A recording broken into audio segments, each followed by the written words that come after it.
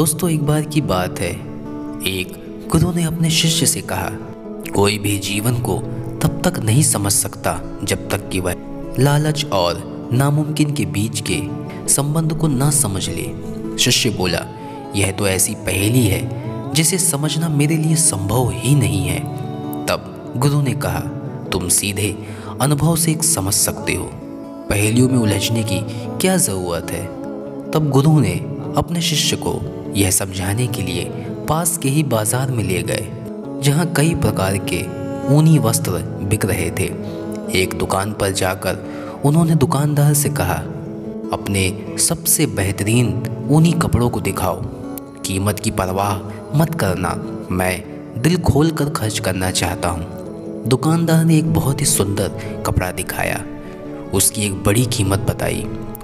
गुरु बोले, मैं बिल्कुल ऐसा ही ऊनी वस्त्र खरीदना चाहता था, लेकिन उसके गले के आसपास थोड़े गोटे लगे होने चाहिए थे, या फिर थोड़ा सा फर अगर लगा हुआ होता तो बहुत ही अच्छा होता।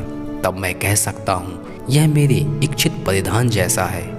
दुकानदार बोला, चिंता मत कीजिए, आप जैसा ऊनी वस्त्र कह रहे हैं ठीक वैसा ही मेरे कारखाने में पड़ा हुआ है, मैं अभी मंगवा ही देता हूँ।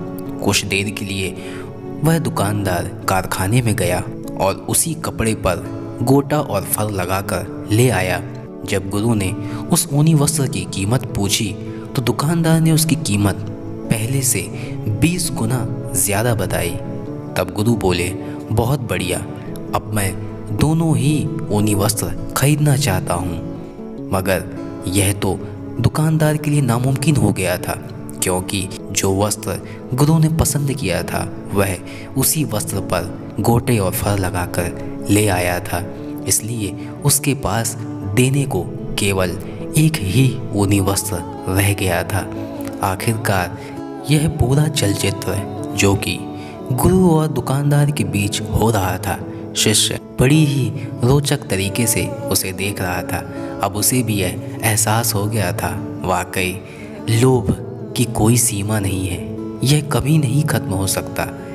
तब गुरु ने शिष्य से कहा, बिल्कुल, लोभ ऐसी चीज़ है, इसकी कोई सीमा नहीं है। जिस प्रकार लोभ की वजह से मुझे ना तो वो 2 कपड़े जो मैंने पसंद किए थे वो मिल पाए, लोभ की ही वजह से उस दुकानदार को एक वस्त्र की भी कीमत ना मिल पाई, क्योंकि लोभ का पूरा होना एक तरह से असंभव ही है।